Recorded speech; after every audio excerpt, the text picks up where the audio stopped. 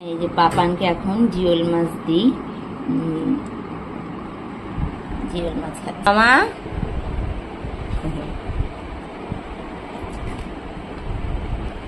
পাপান জিওল মাছ ভালো ভালো। হ্যাঁ কই এদিকে তাকাও, এদিকে তাকাও। হ্যাঁ ভালো জিওল মাছ।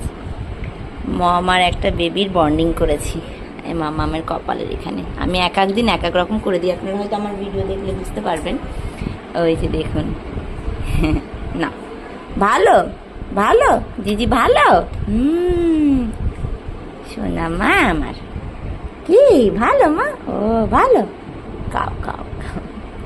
কেমন লাগছে আমার ছোট্ট কি? ওই দেখে না আবার এরম করে। আমার যে ওটার এই জিনিসটা কি ফেভারিট আমি জানি না।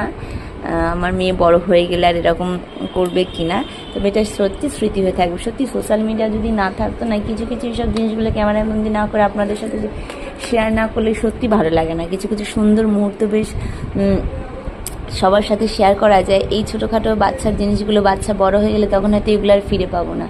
সত্যি কিন্তু কথাগুলো একদম ঠিক। তাই নিজের সন্তানকে সত্যি যথাসাধ্য পারুন অবশ্যই ভালোবাসুন। সবাই সবার সন্তানকে 100 বার ভালোবাসে, এটা বলারই বিষয় নয়। তো এই হচ্ছে ব্যাপার। তো সেই কারণে আমি এইখানে এটা করেছি মাম্মা আর আমাকে। কেমন লাগছে, কেমন হয়েছে অবশ্যই জানাবেন। গুড নুন সকলকে বলে দাও মা। আর এখানে এই যে পাপানে যে খাবারটা করেছি ওখানে একটু রেখেছিলাম মাছ আমি ওকে শুধু দেওয়ার জন্য।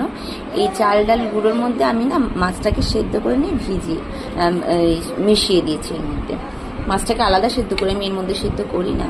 আমি আমার মেয়েকে নুন টুন তেল ওসব দিই না। এই যে তো এর মধ্যে মেশানো আছে মাছটা। তো আমি আমার মেয়েকে এগুলোই খাওয়াচ্ছি। হ্যাঁ হেলদি ফুড অবশ্যই আপনারাও করতে পারেন, কিন্তু আলাদাভাবে সেদ্ধ করে নেবেন, করে নিয়ে ভাতের সঙ্গে মিশিয়ে দেবেন। গাজর অ্যাজ ইউজুয়াল, গাজর, রাঙা আলু, আপনার বিট, একটু পটল অল্প অল্প পরিমাণ দিয়েছি, এর মধ্যে সব মেশানোই আছে। গ্রেটারে গ্রেট করে নিই। তো দুপুরের মাম্মানের খাবার এইটাই।